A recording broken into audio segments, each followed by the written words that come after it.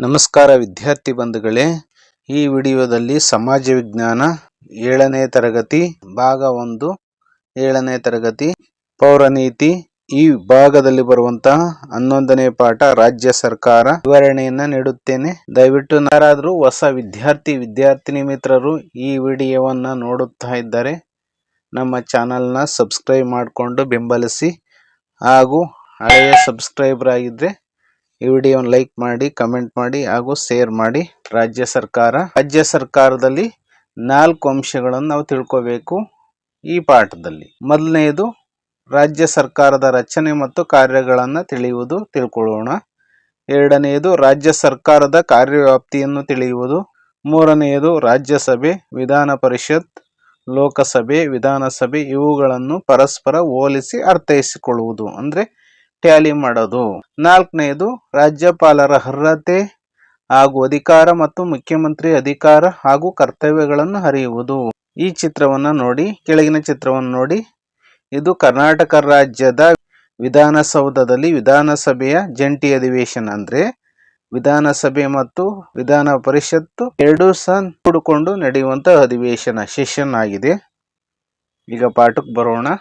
ವಿಧಾನಸಭೆ ಮತ್ತು ವಿಧಾನ ಪರಿಷತ್ತಿನಲ್ಲಿ ಶಾಸನಗಳನ್ನು ಅಂದ್ರೆ ಕಾನೂನುಗಳನ್ನು ಮಾಡುತ್ತಾರೆ. ಅಂದ್ರೆ ಯಾವ್ದು ಮಾಡೋದು? ಶಾಸನಗಳನ್ನು, ಅಂದ್ರೆ ಶಾಸಕಾಂಗ. ಚಿತ್ರಗಳನ್ನು ಗಮನಿಸಿ. ಇಲ್ಲಿ 3 ಚಿತ್ರಗಳಿದ್ದಾವೆ. ಮೊದಲನೆಯದು ವಿಧಾನಸೌಧ, ಇದು ಬೆಂಗಳೂರಿನಲ್ಲಿದೆ. ಕರ್ನಾಟಕ ರಾಜ್ಯದ ರಾಜಧಾನಿಯಾದ ಬೆಂಗಳೂರಿನಲ್ಲಿ ವಿಧಾನಸೌಧವಿದೆ. ಇದನ್ನ ಕಟ್ಟಿಸಿದವರು ಅಂದಿನ ಮುಖ್ಯಮಂತ್ರಿಗಳಾಗಿದ್ದಂತಹ ಕೆಂಗಲ್ ಹನುಮಂತಯ್ಯನವರು. ಇದು ಕರ್ನಾಟಕ ಉಚ್ಚ ನ್ಯಾಯಾಲಯ, ಅಂದ್ರೆ ಹೈಕೋರ್ಟ್, ಇದು ಬೆಂಗಳೂರಲ್ಲಿದೆ. ಈ ಹೈಕೋರ್ಟ್ ಅಂದ್ರೆ ಉಚ್ಚ ನ್ಯಾಯಾಲಯ ವಿಧಾನಸೌಧದ ವಿರುದ್ಧ ದಿಕ್ಕಿನಲ್ಲಿದೆ. ಇದು ಸುವರ್ಣಸೌಧ ಬೆಳಗಾವಿ ಇಲ್ಲಿ ಬರ್ತದೆ. ಅಂದಿನ ಮುಖ್ಯಮಂತ್ರಿಗಳಾಗಿದ್ದಂತ ಶ್ರೀಮಾನ್ ಎಚ್.ಡಿ. ಕುಮಾರಸ್ವಾಮಿ ಅವರು ಬೆಳಗಾವಿಯಲ್ಲಿ ಸುವರ್ಣಸೌಧವನ್ನು ಕಟ್ಟಿಸಿದ್ದಾರೆ. ಅರ್ಥ ಆಯ್ತಲ್ಲ ಮಕ್ಕಳ? ರಾಜ್ಯಗಳಲ್ಲಿ ರಾಜ್ಯ ಸರ್ಕಾರಗಳಿವೆ. ಭಾರತ ದೇಶದಲ್ಲಿ ಒಟ್ಟು 28 ರಾಜ್ಯಗಳಿದ್ದಾವೆ. ಅಲ್ಲೆಲ್ಲ ರಾಜ್ಯ ಸರ್ಕಾರಗಳಿದ್ದಾವೆ. ಇವುಗಳ ಅಧಿಕಾರ ವ್ಯಾಪ್ತಿ ಕಡಿಮೆ, ಇವುಗಳಿಗೆ ಅಧಿಕಾರ ಕಡಿಮೆ ಇರ್ತದೆ. ಆದರೂ ಇವುಗಳಿಗೆ ತಮ್ಮದೇ ಆದ ಸ್ವಯಮಾಧಿಕಾರ, ತಮ್ಮದೇ ಆದ ಅಧಿಕಾರವನ್ನು ಚಲಾಯಿಸುವಂಥದ್ದು ಅಥವಾ ಸ್ವಾಯತ್ತತೆ ರಾಜ್ಯ ಸರ್ಕಾರಗಳಿಗಿದ್ದಾವೆ. ರಾಜ್ಯಗಳು ಮುಖ್ಯವಾಗಿ ಭಾಷೆಗಳ ಆಧಾರದಲ್ಲಿ ರಚನೆಗೊಂಡಿವೆ. ಅಂದ್ರೆ ಭಾರತ ದೇಶದಲ್ಲಿ ರಾಜ್ಯ ಪುನರ್ವಿಂಗಡಣಾ ಆಯೋಗ ಅಂತ ರಚನೆ ಆಗ್ತದೆ. ಆ ಆಯೋಗ ಹೇಗೆ ರಚನೆ ಆಗ್ತಿದೆಯಪ್ಪ ಅಂದ್ರೆ, ಭಾರತದಲ್ಲಿ ಆಯಾ ಪ್ರಾಂತೀಯವಾಗಿ ಯಾವ ಭಾಷೆಗಳನ್ನ ಮಾತನಾಡುತ್ತಾರೋ ಆ ಪ್ರದೇಶಗಳನ್ನ ಆಯಾಯ ರಾಜ್ಯದಿಂದ ನಾವು ಗುರುತಿಸ್ತೇವೆ. ಈ ಉದಾಹರಣೆಗೆ ಕರ್ನಾಟಕದಲ್ಲಿ ಕನ್ನಡಿಗರಿದ್ದಾರೆ, ಕನ್ನಡ ಭಾಷೆ ಇದೆ, ಅದರಿಂದ ಕರ್ನಾಟಕದಲ್ಲಿ ಕನ್ನಡ ರಾಜ್ಯ ಭಾಷೆಯಾಗಿದೆ. ನೀವು ತಮಿಳುನಾಡಿಗೆ ಹೋದಾಗ ತಮಿಳು ಆ ರಾಜ್ಯದ ರಾಜ್ಯ ಭಾಷೆಯಾಗಿದೆ. ಕೇರಳಂ ರಾಜ್ಯಕ್ಕೆ ಹೋದಾಗ ಮಲಯಾಳಂ ರಾಜ್ಯ ಭಾಷೆಯಾಗಿದೆ. ಮಹಾರಾಷ್ಟ್ರಕ್ಕೆ ನೀವು ಹೋಗಿ ಅಲ್ಲಿ ಮರಾಠಿ ರಾಜ್ಯ ಭಾಷೆಯಾಗಿದೆ. ಬಿಹಾರಕ್ಕೆ ಹೋಗಿ ಬಿಹಾರಿ ರಾಜ್ಯ ಭಾಷೆಯಾಗಿದೆ. ಉತ್ತರ ಪ್ರದೇಶಕ್ಕೆ ಹೋಗಿ ಹಿಂದಿ ರಾಜ್ಯ ಭಾಷೆಯಾಗಿದೆ. ಪಂಜಾಬ್ಗೆ ಹೋಗಿ ಅಲ್ಲಿ ಪಂಜಾಬಿ ಭಾಷೆಯನ್ನು ಮಾತನಾಡ್ತಾರೆ. ಅಸ್ಸಾಮಿಗೆ ಹೋಗಿ ಅಸ್ಸಾಮಿ ಭಾಷೆಯನ್ನು ಮಾತಾಡ್ತಾರೆ. ಹೀಗೆ ಭಾರತದಲ್ಲಿ ಭಾಷೆಗಳ ಆಧಾರದ ಮೇಲೆ ರಾಜ್ಯಗಳು ರಚನೆಯಾಗಿದ್ದಾವೆ. ಕರ್ನಾಟಕದಲ್ಲಿ ಕನ್ನಡ ರಾಜ್ಯ ಭಾಷೆ.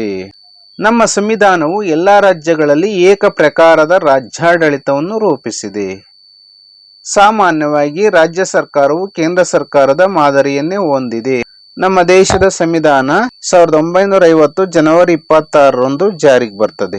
ಎಲ್ಲಾ ರಾಜ್ಯಗಳಿಗೂ ಸಹ ಒಂದೇ ಪ್ರಕಾರದ ರಾಜ್ಯದ ಆಡಳಿತವನ್ನ ನಮ್ಮ ಸಂವಿಧಾನ ರೂಪಿಸಿದೆ. ಬಲಿಷ್ಠವಾದ ಸಂವಿಧಾನವಿದೆ. ಬಲಿಷ್ಠವಾದ ರಾಜ್ಯಾಡಳಿತ ವ್ಯವಸ್ಥೆಯನ್ನು ಸಹ ಸಂವಿಧಾನದಲ್ಲಿ ನೀಡಲಾಗಿದೆ. ಸಾಮಾನ್ಯವಾಗಿ ರಾಜ್ಯ ಸರ್ಕಾರವು ಕೇಂದ್ರ ಸರ್ಕಾರದ ಮಾದರಿಯನ್ನು ಹೊಂದಿದೆ. ಕೇಂದ್ರ ಸರ್ಕಾರ ಹೇಗೆ ಆಡಳಿತವನ್ನು ಮಾಡ್ತದೋ ಹಾಗೆ ಪ್ರತಿಯೊಂದು ರಾಜ್ಯಗಳಲ್ಲಿಯೂ ಸಹ ರಾಜ್ಯ ಸರ್ಕಾರವು ಅದೇ ಮಾದರಿಯ ಸರ್ಕಾರದ ಆಡಳಿತವನ್ನು ಮಾಡ್ತದೆ. ಈಗ ನಾವು ಮಕ್ಕಳೇ ರಾಜ್ಯ ಶಾಸಕಾಂಗದ ಬಗ್ಗೆ ತಿಳಿದುಕೊಳ್ಳೋಣ. ಸರ್ಕಾರದ 3 ಅಂಗಗಳೆಂದರೆ ಶಾಸಕಾಂಗ, ಕಾರ್ಯಾಂಗ ಮತ್ತು ನ್ಯಾಯಾಂಗ. ರಾಜ್ಯ ಸರ್ಕಾರದಲ್ಲಿ 3 ಅಂಗಗಳಿದ್ದಾವೆ. ಮೊದಲನೆಯದು ಶಾಸಕಾಂಗ, ಎರಡನೆಯದು ಕಾರ್ಯಾಂಗ, ಮೂರನೆಯದು ನ್ಯಾಯಾಂಗ. ರಾಜ್ಯಪಾಲ ಮತ್ತು ವಿಧಾನಮಂಡಲ ಅಂದ್ರೆ 2 ಸದನಗಳು. ಕರ್ನಾಟಕದಲ್ಲಿ 2 ಸದನಗಳಿದ್ದಾವೆ. ಒಂದು ವಿಧಾನ ಪರಿಷತ್ತು, ಇದನ್ನ ಮೇಲ್ಮನೆ ಅಂತ ಕರಿತೀವಿ.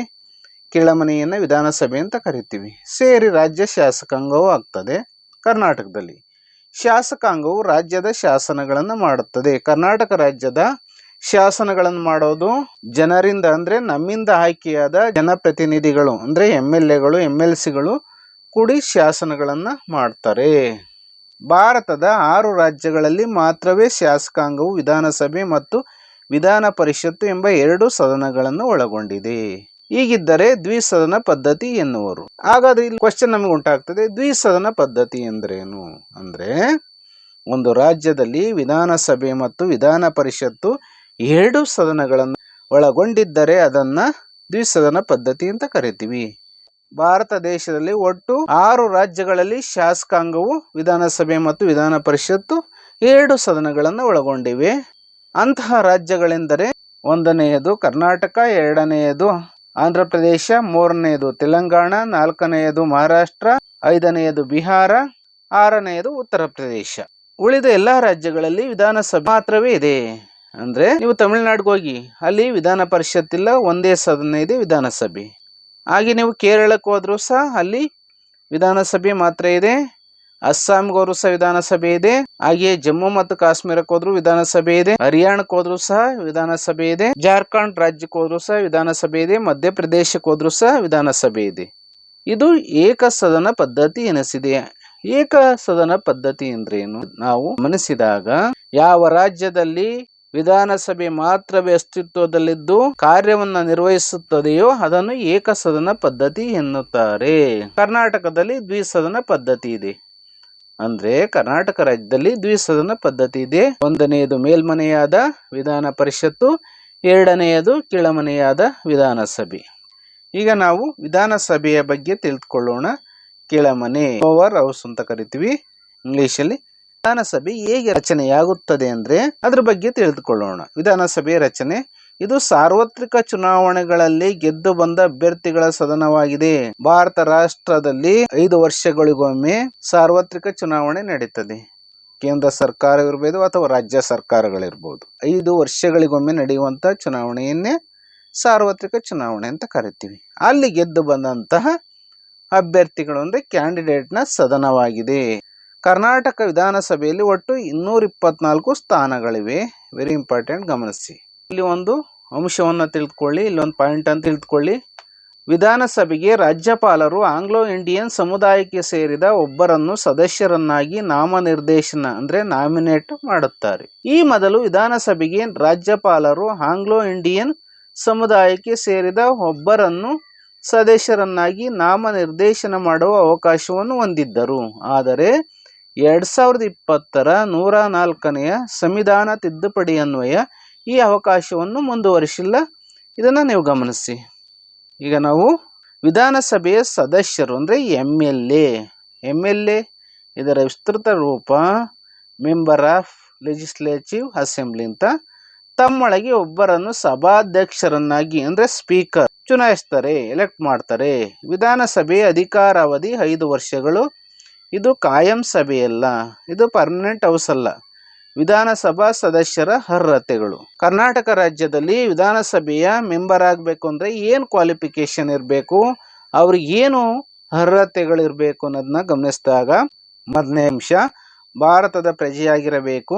2ನೇ ಅಂಶ ಕನಿಷ್ಠ 25 ವರ್ಷ ಆಗಿರಬೇಕು.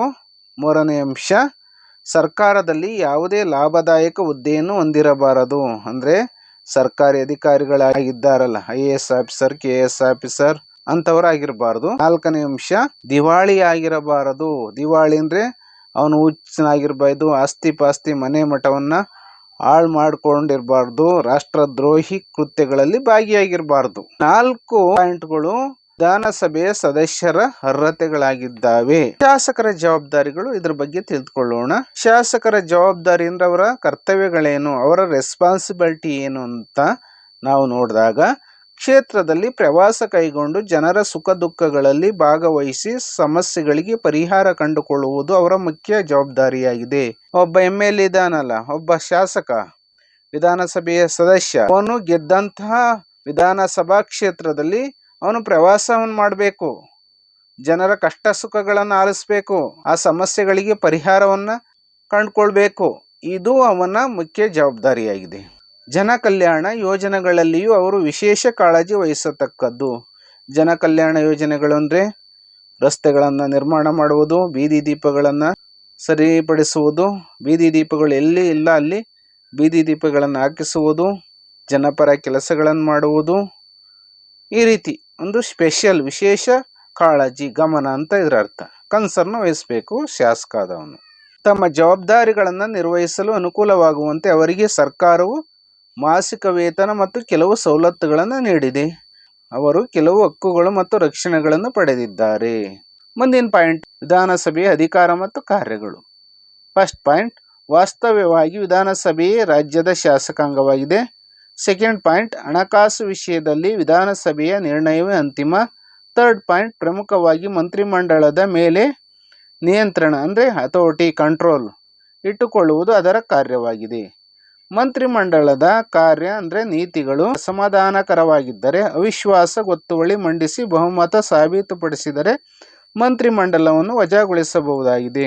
ಒಂದು ಪಾಯಿಂಟ್ ಇದೆ ಗಮನಿಸಿ, ಅವಿಶ್ವಾಸ ಗೊತ್ತುವಳಿ ಅಂತ ಅಂದ್ರೆ ಯಾವ ಪಕ್ಷ ಬಹುಮತದಿಂದ ಆಯ್ಕೆಯಾಗಿ ಮಂತ್ರಿಮಂಡಲವನ್ನು ರಚಿಸಿರುತ್ತದೆಯೋ ಅದು ಸದನದ ಅಂದರೆ ಶಾಸಕಾಂಗದ ವಿಶ್ವಾಸವನ್ನು ಕಳೆದುಕೊಂಡಾಗ ನಿಮ್ಮ ಪಕ್ಷಕ್ಕೆ ಬಹುಮತವಿಲ್ಲ, ನಿಮ್ಮ ಸರ್ಕಾರಕ್ಕೆ ಬಹುಮತವಿಲ್ಲ ಅನ್ನೋದನ್ನ ಬಹುಮತ ಸಾಬೀತುಪಡಿಸಿ ಅಂತ ಮಂಡಿಸುವುದೇ ಅವಿಶ್ವಾಸ ಗೊತ್ತುವಳಿ. ಈ ಅವಿಶ್ವಾಸ ಗೊತ್ತುವಳಿಯಲ್ಲಿ ಸರ್ಕಾರದ ಪರವಾಗಿ ಮತಗಳನ್ನು ವಿಧಾನಸಭಾ ಸದಸ್ಯರು ಚಲಾಯಿಸಿದರೆ ಆ ಸರ್ಕಾರ ಉಳಿದುಕೊಳ್ತದೆ. ಇಲ್ಲ ಸರ್ಕಾರದ ವಿರುದ್ಧ ಮತಗಳನ್ನ ಚಲಾಯಿಸಿದಾಗ ಮಂತ್ರಿಮಂಡಲವನ್ನ ರಾಜ್ಯಪಾಲರು ವಜಾಗೊಳಿಸ್ತಾರೆ. ಮುಖ್ಯಮಂತ್ರಿ ಆದವರು ರಾಜೀನಾಮೆಯನ್ನು ರಾಜ್ಯಪಾಲರಿಗೆ ಕೊಡಬೇಕಾಗ್ತದೆ. ಫೋರ್ತ್ ಪಾಯಿಂಟ್, ವಿಧಾನಸಭೆಯ ಸದಸ್ಯರು ರಾಷ್ಟ್ರಾಧ್ಯಕ್ಷರ ಚುನಾವಣೆಯಲ್ಲಿ ಭಾಗವಹಿಸುತ್ತಾರೆ. ರಾಷ್ಟ್ರಪತಿ ಚುನಾವಣೆ ನಡೀತದಲ್ಲ, ಆಗ ವಿಧಾನಸಭೆಯ ಸದಸ್ಯರು ಆ ಚುನಾವಣೆಗಳಲ್ಲಿ ಭಾಗವಹಿಸಿ ತಮಗೆ ಇಷ್ಟವಾದಂಥ ವ್ಯಕ್ತಿಗೆ ಅಂದರೆ ಅಭ್ಯರ್ಥಿಗೆ ಮತವನ್ನು ಹಾಕ್ತಾರೆ. ಈಗ ವಿಧಾನ ಪರಿಷತ್ತು ಮೇಲ್ಮನೆ, ಇದನ್ನು ಇಂಗ್ಲೀಷಲ್ಲಿ ಅಪ್ಪರ್ ಹೌಸ್ ಅಂತ ಕರೀತಾರೆ. ಅದು ಹೇಗೆ ರಚನೆ ಆಗ್ತದೆ ಅಂದರೆ ರಚನೆ ವಿಧಾನ ಪರಿಷತ್ತಿನ ಸದಸ್ಯರ ಅಂದರೆ MLC, ಇದರ ವಿಸ್ತೃತ ರೂಪ ಅಂದರೆ abbreviation member of legislature council ಅಂತ. ವಿಧಾನ ಪರಿಷತ್ತಿನ ಸದಸ್ಯರ ಸಂಖ್ಯೆಯು ವಿಧಾನಸಭೆಯ ಒಟ್ಟು ಸದಸ್ಯರ ಸಂಖ್ಯೆಯ 1/3 ಹೆಚ್ಚಿರಬಾರದು. ಇಲ್ಲಿ ಕರ್ನಾಟಕದಲ್ಲಿ ವಿಧಾನಸಭೆಯ ಸದಸ್ಯರು 224 ಜನ ಇರ್ತಾರೆ. ಕರ್ನಾಟಕದ ವಿಧಾನಸಭೆಯ ಸದಸ್ಯರ ಸಂಖ್ಯೆ 224. ಕರ್ನಾಟಕ ವಿಧಾನ ಪರಿಷತ್ತಿನ ಸದಸ್ಯರ ಬಲ 75. ಕೆಲವು ಸದಸ್ಯರನ್ನು ರಾಜ್ಯಪಾಲರು ನಾಮನಿರ್ದೇಶನ ಮಾಡ್ತಾರೆ. ಅಂದರೆ ಗವರ್ನರ್ ಇದಾರಲ್ಲ, ರಾಜ್ಯದ ಮುಖ್ಯಸ್ಥರು ರಾಜ್ಯಪಾಲರು, ಅವರು ನಾಮಿನೇಟ್ ಮಾಡ್ತಾರೆ.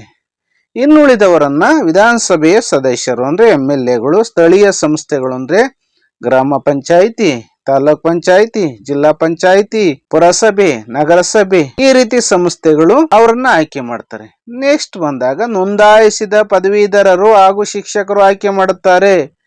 ಯಾರು ಪದವಿಯನ್ನ ಪಡ್ಕೊಂಡಿರ್ತಾರೆ, ಡಿಗ್ರಿಯನ್ನ, ಯಾವುದೇ degree, any degree, BA, BCom, BSc, BTech, BE, ಈ ರೀತಿ ಅಂತ ಪದವೀಧರರು. ಇಲ್ಲಿ ಶಿಕ್ಷಕರು ಅಂತ ಇದ್ದಾರೆ ನೋಡಿ, ಪದವೀಧರ ಶಿಕ್ಷಕರು BA, B.Ed, BSc, B.Ed, BCom, B.Ed ಈ ರೀತಿ ಇದಾರಲ್ಲ, ಆ ಟೀಚರ್ಸು ಆಯ್ಕೆ ಮಾಡ್ತಾರೆ. ವಿಧಾನ ಪರಿಷತ್ತಿನ ಸದಸ್ಯರ ಅಧಿಕಾರಾವಧಿ 6 ವರ್ಷಗಳು. ವಿಧಾನ ಪರಿಷತ್ತಿನ ಸದಸ್ಯರ ಅಧಿಕಾರಾವಧಿ 6 ವರ್ಷಗಳು. ಹಾಗೆ ಕೇಂದ್ರ ಸರ್ಕಾರದಲ್ಲಿ ರಾಜ್ಯಸಭೆಯ ಅಧಿಕಾರದ ಅವಧಿಯೂ ಸಹ 6 ವರ್ಷಗಳು. ಹಾಗಾದರೆ ವಿಧಾನಸಭೆಯ ಅಧಿಕಾರಾವಧಿ ಎಷ್ಟಪ್ಪ ಅಂದರೆ 5 ವರ್ಷ ರಾಜ್ಯಗಳಲ್ಲಿ. ಹಾಗೆ ಕೇಂದ್ರದಲ್ಲಿ ಲೋಕಸಭೆ ಅಧಿಕಾರದ ಅವಧಿ ಎಷ್ಟು ವರ್ಷಪ್ಪ ಅಂದರೆ 5 ವರ್ಷ. ಕನ್ಫ್ಯೂಸ್ ಮಾಡ್ಕೋಬೇಡಿ. ಸದಸ್ಯರಿಗೆ ಅಂದರೆ ವಿಧಾನ ಪರಿಷತ್ತಿನ ಸದಸ್ಯರಿಗೆ ಕನಿಷ್ಠ 30 ವರ್ಷ ಆಗಿರಬೇಕು. ವಿಧಾನ ಪರಿಷತ್ತಿನ ಸದಸ್ಯರಾಗಬೇಕು ಅಂದರೆ 30 ವರ್ಷ ಆಗಿರ್ಬೇಕಾಗ್ತದೆ. ಆದರೆ ವಿಧಾನಸಭೆಯ ಸದಸ್ಯರು ಆಗಬೇಕು ಅಂದರೆ 25 ವರ್ಷ ಆಗಿರ್ಬೇಕಾಗ್ತದೆ. ಗಮನವಿಟ್ಟು ತಿಳ್ಕೊಳ್ಳಿ.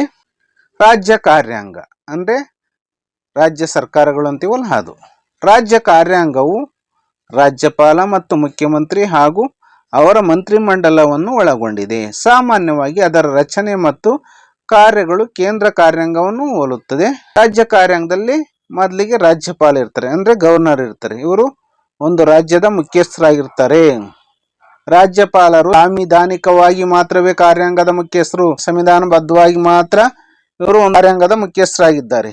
ಆದರೆ ಕಾರ್ಯಾಂಗದ ನಿಜವಾದ ಮುಖ್ಯಸ್ಥರು ಇಲ್ಲಿ ಮುಖ್ಯಮಂತ್ರಿ ಆಗಿರ್ತಾರೆ, ಚೀಫ್ ಮಿನಿಸ್ಟರ್.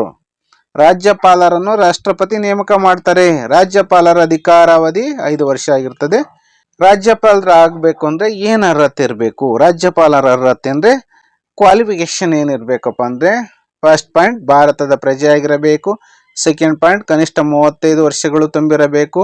ಥರ್ಡ್ ಪಾಯಿಂಟ್ ಸಂಸತ್ತಿನ ಅಥವಾ ರಾಜ್ಯ ಶಾಸಕಾಂಗದ ಸದಸ್ಯರಾಗಿರಬಾರದು. ರಾಜ್ಯಪಾಲರ ಅಧಿಕಾರಗಳು: ರಾಜ್ಯಪಾಲರು ಮುಖ್ಯಮಂತ್ರಿಯವರನ್ನ ನೇಮಿಸಿ ಅವರ ಸಲಹೆ ಮೇರೆಗೆ ಇತರ ಮಂತ್ರಿಗಳನ್ನು ನೇಮಿಸುತ್ತಾರೆ. ಶಾಸನ ಸಭೆಗಳು ಅಂಗೀಕರಿಸಿದ ವಿಧೇಯಕವು ಅಂದ್ರೆ ಶಾಸನಗಳು ಅಂತೀವಲ್ಲ, ಅದು ಜಾರಿಗೆ ಬರಬೇಕಾದರೆ ರಾಜ್ಯಪಾಲರ ಒಪ್ಪಿಗೆ ಬೇಕು. ಅಂದ್ರೆ ರಾಜ್ಯಪಾಲರ ಸೈನ್ ಇರಬೇಕು ಅಂತ ಇದರ ಅರ್ಥ. ರಾಜ್ಯದಲ್ಲಿ ಸಾಂವಿಧಾನಿಕ ಅಸ್ಥಿರತೆ ಉಂಟಾದರೆ, ಅಂದ್ರೆ ಸಾಂವಿಧಾನಿಕ ಅಸ್ಥಿರತೆ ಅಂದ್ರೆ ಬಹುಮತ ಪಡೆದಂತ ಪಕ್ಷವು ರಾಜ್ಯದಲ್ಲಿ ಅಧಿಕಾರವನ್ನ ನಡೆಸ್ತಿರ್ತದೆ, ಅಂದ್ರೆ ಸರ್ಕಾರವನ್ನು ನಡೆಸ್ತಿರ್ತದೆ. ಆ ಸರ್ಕಾರ ಎಲ್ಲಿವರೆಗೆ ಶಾಸಕಾಂಗ ವಿಶ್ವಾಸದಿಂದ ಕೂಡಿರುತ್ತದೆ ಅಲ್ಲಿವರೆಗೆ ಮಾತ್ರ ಸರ್ಕಾರ ಭದ್ರವಾಗಿರ್ತದೆ.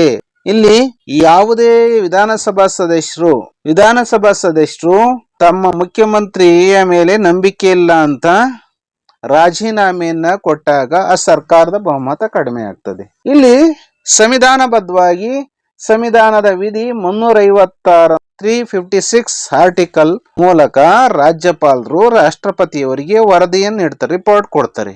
ರಾಜ್ಯ ಸರ್ಕಾರವನ್ನ ವಜಾ ಮಾಡಿಸಬಹುದು, ಅಂದ್ರೆ ರಾಜ್ಯ ಸರ್ಕಾರವನ್ನ ಡಿಸ್ಮಿಸ್ ಮಾಡಿ ರಾಷ್ಟ್ರಪತಿ ಆಡಳಿತವನ್ನ ಘೋಷಿಸಬಹುದು. ಆಗ ಇಲ್ಲಿ ಏನಾಗುತ್ತಪ್ಪ ಅಂದ್ರೆ ರಾಜ್ಯಪಾಲರು ಇಡೀ ರಾಜ್ಯದ ಅಧಿಕಾರವನ್ನ ವಹಿಸ್ಕೋತಾರೆ. ಆಗ ಅಧಿಕಾರಿ ವರ್ಗದ ಆಡಳಿತ ಇರ್ತದೆ ರಾಜ್ಯದಲ್ಲಿ. ರಾಷ್ಟ್ರಪತಿ ರಾಜ್ಯ ಸರ್ಕಾರವನ್ನು ವಿಸರ್ಜಿಸಿ ರಾಜ್ಯದಲ್ಲಿ ರಾಷ್ಟ್ರಾಧ್ಯಕ್ಷರ ಆಡಳಿತ ಜಾರಿಯಲ್ಲಿರುವ ಅವಧಿಯಲ್ಲಿ ರಾಜ್ಯಪಾಲರೇ ರಾಜ್ಯದ ಆಡಳಿತವನ್ನು ವಾಸ್ತವವಾಗಿ ನಡೆಸುತ್ತಾರೆ. ನಾನು ಆಗ್ಲೇ ಹೇಳಿದ್ದೀನಿ. ಮುಂದಿನ ಪಾಯಿಂಟು ಮುಖ್ಯಮಂತ್ರಿ ಅಂದ್ರೆ ಚೀಫ್ ಮಿನಿಸ್ಟರ್ ಅಂತೀವಲ್ಲ ಅವರು. ಕೇಂದ್ರದಲ್ಲಿ ಪ್ರಧಾನಮಂತ್ರಿಯವರು ಸರ್ಕಾರದ ಮುಖ್ಯಸ್ಥರಾಗಿದ್ದರೆ ರಾಜ್ಯದಲ್ಲಿ ಮುಖ್ಯಮಂತ್ರಿಯವರು ಸರ್ಕಾರದ ಮುಖ್ಯಸ್ಥರು. ವಿಧಾನಸಭೆ ಚುನಾವಣೆಯಲ್ಲಿ ಬಹುಮತ ಪಡೆದ ಪಕ್ಷದ ಅಥವಾ ಗುಂಪಿನ ನಾಯಕನನ್ನು ಮುಖ್ಯಮಂತ್ರಿಯವರನ್ನಾಗಿ ರಾಜ್ಯಪಾಲರು ನೇಮಿಸುತ್ತಾರೆ. ಮುಖ್ಯಮಂತ್ರಿಯವರ ಅಧಿಕಾರ ಮತ್ತು ಕರ್ತವ್ಯಗಳು: ಚೀಫ್ ಮಿನಿಸ್ಟರ್ ಪವರ್ ಏನು, ಅವರ ಡ್ಯೂಟೀಸ್ ಏನು ಅನ್ನೋದನ್ನ ನಾವು ತಿಳಿದುಕೊಳ್ಳೋಣ. ಫಸ್ಟ್ ಪಾಯಿಂಟ್, ಮುಖ್ಯಮಂತ್ರಿಯವರ ಸಲಹೆ ಮೇರೆಗೆ ರಾಜ್ಯಪಾಲರು ಮಂತ್ರಿಗಳನ್ನು ನೇಮಿಸುತ್ತಾರೆ. ಸೆಕೆಂಡ್ ಪಾಯಿಂಟ್, ಮುಖ್ಯಮಂತ್ರಿಯವರು ಮಂತ್ರಿಗಳಿಗೆ ಖಾತೆಗಳನ್ನು ನೀಡುವ ಮತ್ತು ಬದಲಾಯಿಸುವ ಅಧಿಕಾರವನ್ನು ಪಡೆದಿದ್ದಾರೆ.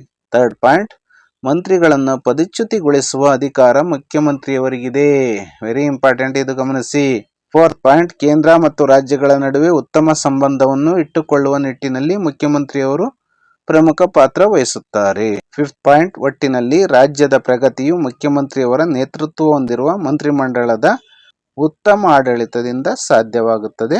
ಪ್ರೀತಿಯ ವಿದ್ಯಾರ್ಥಿ ಬಂಧುಗಳು, ಇದುವರೆಗೂ 7ನೇ ತರಗತಿ ಪೌರನೀತಿಯಲ್ಲಿ ಬರುವಂತಹ ರಾಜ್ಯ ಸರ್ಕಾರ ಈ ಪಾಠವನ್ನು ನಿಮಗೆ ಸುಲಭವಾಗಿ ಸರಳವಾಗಿ ವಿವರಿಸಿದ್ದೇನೆ. ಈ ವಿಡಿಯೋ ತಮಗೆಲ್ಲರಿಗೂ ಸಹ ಇಷ್ಟವಾಗಿದೆ ಅಂತ ನಾನು ತಿಳ್ಕೊಳ್ಳುತ್ತಾ ಈ ವಿಡಿಯೋವನ್ನ ಮುಗಿಸ್ತಾ ಇದ್ದೀನಿ. ಈ ವಿಡಿಯೋ ನಿಮಗೆ ಇಷ್ಟವಾದ್ರೆ ಲೈಕ್ ಮಾಡಿ, ಕಮೆಂಟ್ ಮಾಡಿ ಹಾಗೂ ಶೇರ್ ಮಾಡಿ. ನಮ್ಮ ಯೂಟ್ಯೂಬ್ ಚಾನಲ್ನ ಸಬ್ಸ್ಕ್ರೈಬ್ ಮಾಡ್ಕೊಳ್ಳಿ. ಧನ್ಯವಾದಗಳು.